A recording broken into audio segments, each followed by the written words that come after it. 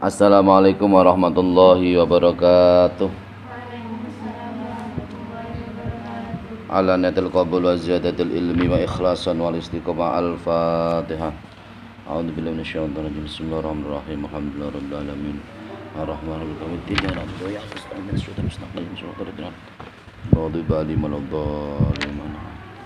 Bismillahirrahmanirrahim. Ngaos kitab Bulughul Maram.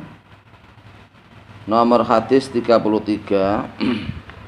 Pada kitab syarah adalah 26, kitab Ibanatul Ahkam, nomor hadis 26, juz tunggal Shahihah 52. Bismillahirrahmanirrahim. An Abi Samhi radhiyallahu anhu qala ngendika sapa Abi Samhi. Qala ngendika sapa Rasulullah sallallahu alaihi wasallam, yughsalu dibasuh apa min baulil jariyati apa sangka uyahe bocah cilik, bocah wadon cilik, apa sangka uyahe bocah wadon cilik, wa yurassu lan disirati apa min baulil ghulami apa sangka uyahe bocah lanang cilik, apa sangka uyahe bocah lanang cilik.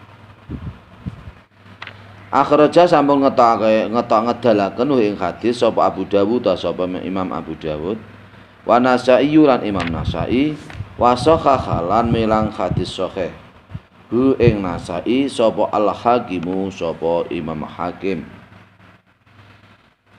Temriku ten Al-Jariyah Al-Fit Al-Jariyah ten kitab syarah iku Al-Jariyah iku Al-Fityatu minan nisa'i khinatuladu. Dadi wa bocah wadon sing nagek dilahirke, nalika dilahirke iku Al-Jariyah.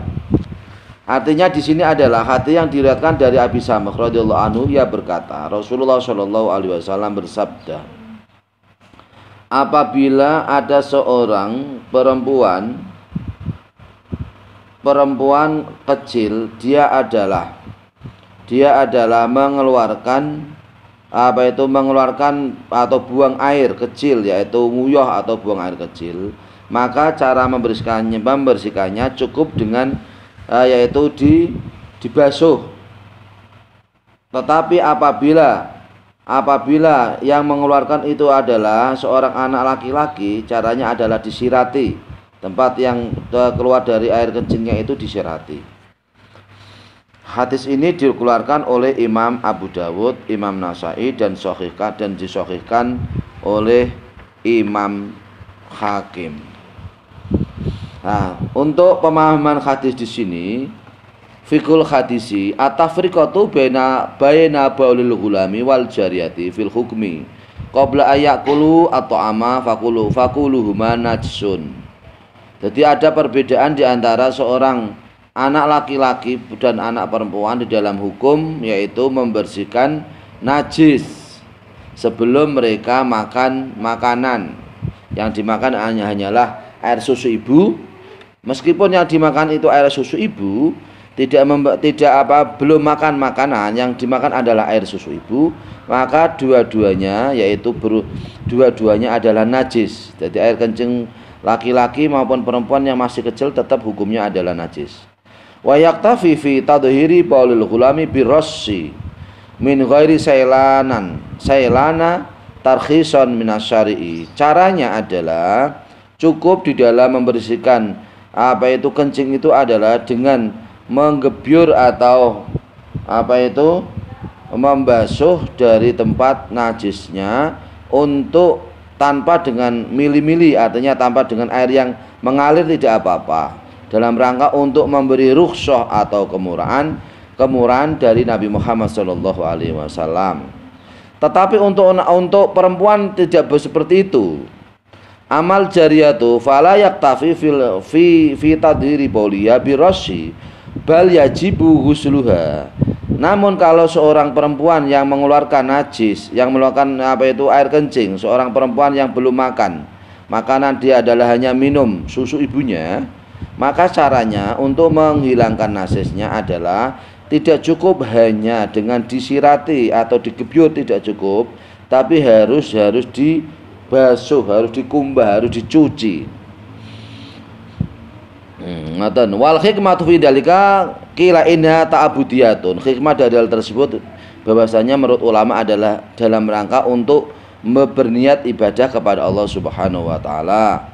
Wa qila li mahabbatin nasi lil ghulami fayaksuru hamluhum iyyahu fa khaffahu fi fathihi. Sebagian ulama mengatakan bahwa terjadi perbedaan di situ karena untuk dalam rangka untuk apa itu, untuk menimbulkan rasa mahabbah atau cinta kepada manusia, kepada anak kecil. Maka apa itu dalam hal membersihkan najisnya, maka di situ terjadi yaitu hukum meringankan atau diringankan dalam hal membasuh atau membersihkan apa itu air kencing daripada seorang anak. Wa qala Ahmadu wa Syafi'i bi rukhsati fi baulil ghulami qabla tanawulihi at-ta'ama. Wa qala Abu Hanifah wal masyhuru an Malikin huma siwa sawaun fayu salani jami'an. Menurut Imam Ahmad dan Imam Syafi'i, di sini ada rukhsah atau kemurahan di dalam apa itu? Di dalam membersihkan air kencing seorang laki-laki sebelum makan. Terjadi di sini adalah ada rukhsah. Rukhsah itu artinya kemurahan, hanya digebyur atau hanya dibasuh atau dicuci saja. Dan ini sudah cukup. Tapi menurut Imam Abu Hanifah dan ulama yang masyhur yang sumbernya dari Imam Malik, bahwasanya dua-duanya sama, tidak terjadi perbedaan antaranya laki-laki dan perempuan, dua-duanya sama, yaitu harus dicuci, harus dikumbah. Ya, ini menurut Imam Abu Hanifah, Imam Malik, yang sumbernya dari Imam Malik. Tetapi kalau Imam Syafi'i ada perbedaan. Kalau perempuan cukup, kalau laki-laki cukup apa itu? Disirati. Disirati itu apa? Disiram. Kalau laki-laki cukup disiram. Tapi kalau perempuan tidak hanya cukup disiram, tapi harus dibasuh. Karena bau kencingnya perempuan itu luar biasa dari laki-laki. Ya, begitu. Maka untuk menghilangkan baunya, maka harus dicuci, tidak hanya disiram, tapi harus dicuci. Bismillahirrahmanirrahim. Hadis nomor 17 pada kitab matan. An Asma binti Abi Bakrin As-Siddiq. Ruwiya diriwayatkan apa hadis an Asma binti Abi Bakrin As-Siddiq sange Asma binti Abi Bakrin As-Siddiq radhiyallahu anhuma ana nabiyya saat temen Nabi Muhammad sallallahu alaihi wasallam qala iku ngendika sapa kanjeng Nabi fi damil khaidi ing dalam getih khaid yusibu kang maknane apa damil khaidi as-sauba ing pakaian tahuttu ngerik-ngerik tahuttu ngerik-ngerik sira hu ing damil khaidi sumata krusu mongko keri-keri ngucek-ngucek sira hu ing damil khaidi bil ma'i kelawan banyu sumatan dohu mongko keri-keri ngumbah sapa sira hu ing damil khaidi sumatu sholli mongko keri-keri salat sapa sira fihi ing dalem as-sauba. Iki wonten suma. Sumane pinten niku? Nggih, sumane sekawan lho. Wal fauli tartibi bitisoli wa sumali tartibi bin fisoli. Huruf ataf summa tartib infisol, nggih. Wal fauli tartibi bitisoli wa sumali litartibi bin fisoli. Ngoten nggih, niki hadis yang sumbernya dari Asma bin Abi Bakar. Asma putrane Abi Bakar As-Siddiq radhiyallahu anhuma, bahwasanya Nabi Muhammad sallallahu alaihi wasallam berkata, di dalam darah haid yang terkena pada baju, ya, darah haid yang mengena pada baju, maka yang pertama cara membersihkannya adalah ketika darah haid itu sudah kering, maka harus dikerik-kerik, digosok-gosok atau dikerik-kerik. setelah dikerek-kerek atau digosok-gosok. Yang kedua adalah diucek, dicuci dengan air. Setelah dicuci adalah baru dikumbah, ya, dikumbah, kemudian setelah itu dikeringkan buat untuk sholat. Ini muttafaqun alaihi, hadis yang diriwayatkan oleh Imam Bukhari dan Imam Muslim. Ngoten. Niki tanpa fiqhul hadis najasatud dami. Pertama adalah darah adalah najis. Yang kedua wujub ghusi maudhi'id dami bil ma'i. Yang kedua adalah wajib membasuh tempat tempat yang kena darah harus dibasuh dengan dicuci dengan air. Wal mubalaghatu fi izalatihi bil khisi wal qorsi. Yang kedua tidak hanya dicuci dengan air, yaitu nyucinya harus benar-benar mubalaghah atau benar-benar dicuci beneran dalam menghilangkan menghilangkan rasa dan diucek-ucek gitu, dikumbah, diucek-ucek dengan untuk menghilangkan rasa dengan menghilangkan bau yang ada pada darah tersebut. Wal ghuslu li izalati asarihi, dan juga membasuh atau mencuci untuk menghilangkan lekatan yang masih melekat, darah yang masih melekat pada baju. Wala yujzi'u ghairal ma'i minal ma'iati li izalatin najasati. Hal tersebut tidak hanya cukup selain adalah dicuci dari beberapa air, supaya proses kedua beda air dan seterusnya, sehingga benar-benar najisnya menjadi hilang.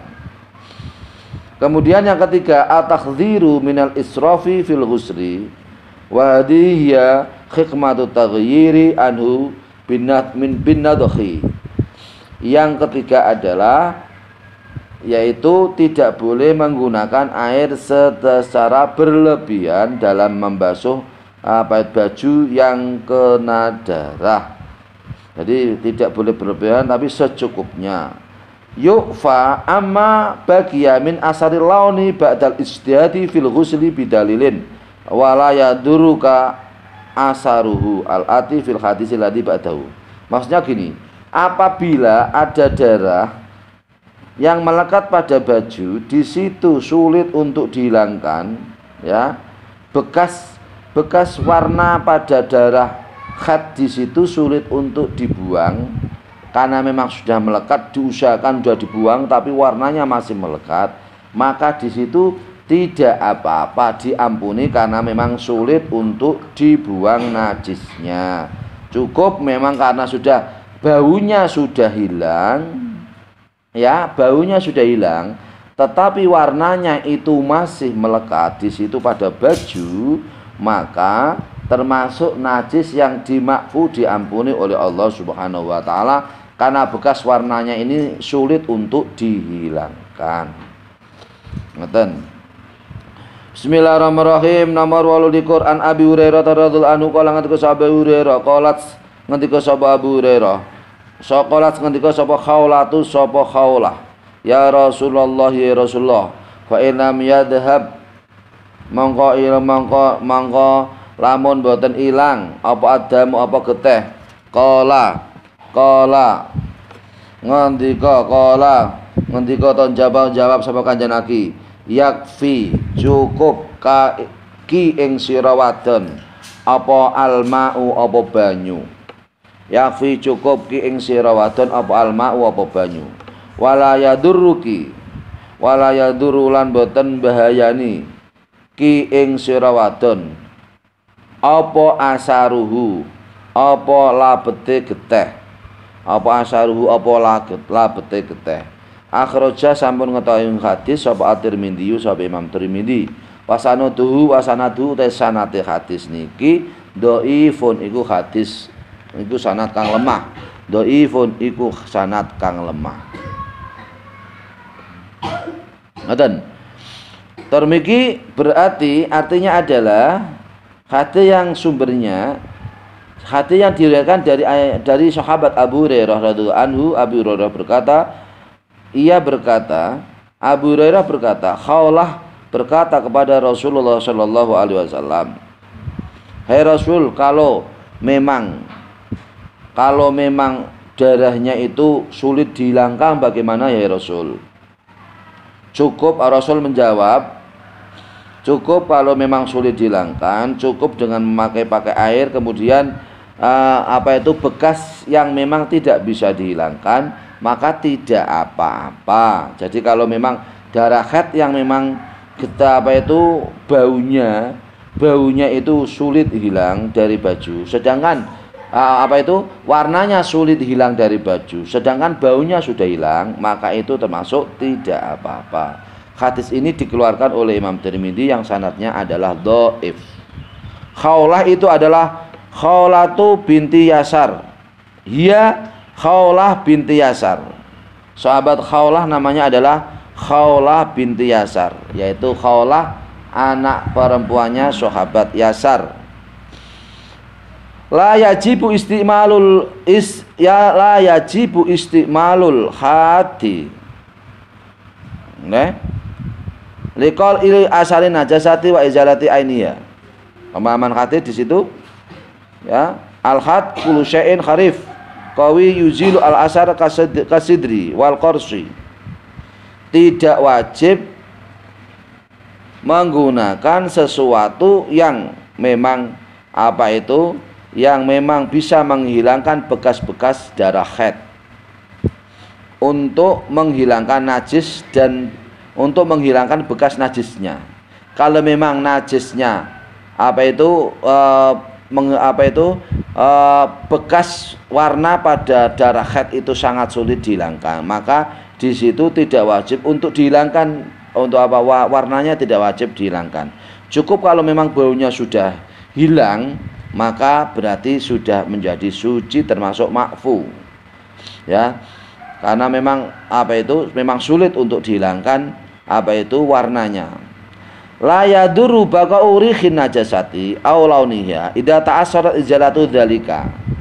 Apabila baunya najis itu masih melekat, sulit untuk hilang, atau warnanya pun juga tidak hanya bau, warna pun juga sulit untuk hilang. Apabila menghilangkannya warna atau bau itu sangat sulit, maka tidak apa-apa, tidak berbahaya. Artinya memang statusnya adalah dia adalah najis, tapi termasuk najis yang diampuni, ma'fu, karena memang sulit untuk dihilangkan warnanya maupun baunya pada darah haid yang memang sangat sulit dihilangkan, maka tidak apa-apa. Kalau memang masih ada, tidak apa-apa, itu termasuk najis yang dima'fu. Kemudian yustahabu taghyiru ma baqiya min asari dami bisofratin aw za'farana taqiyatan lil launi wa tanazzu'an anu lima warati hadis Darimi. Disunatkan bagi darah yang memang di situ baju yang terkena ke darah yang memang sulit untuk dihilangkan, maka disunatkan untuk dirubah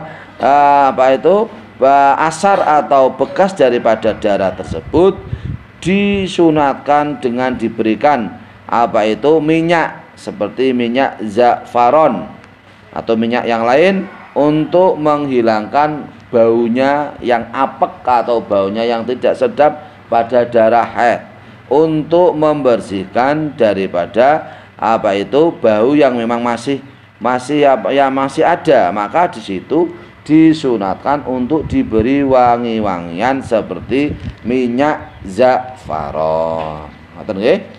Jadi termasuk najis yang diampuni, yang dimakfu oleh Allah Subhanahu wa taala, karena memang sangat sulit dihilangkan. Nah, ini untuk cara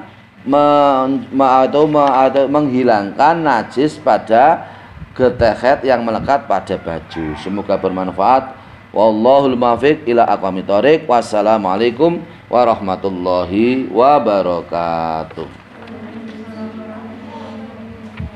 Allahumma shalli ala sayyidina Muhammad.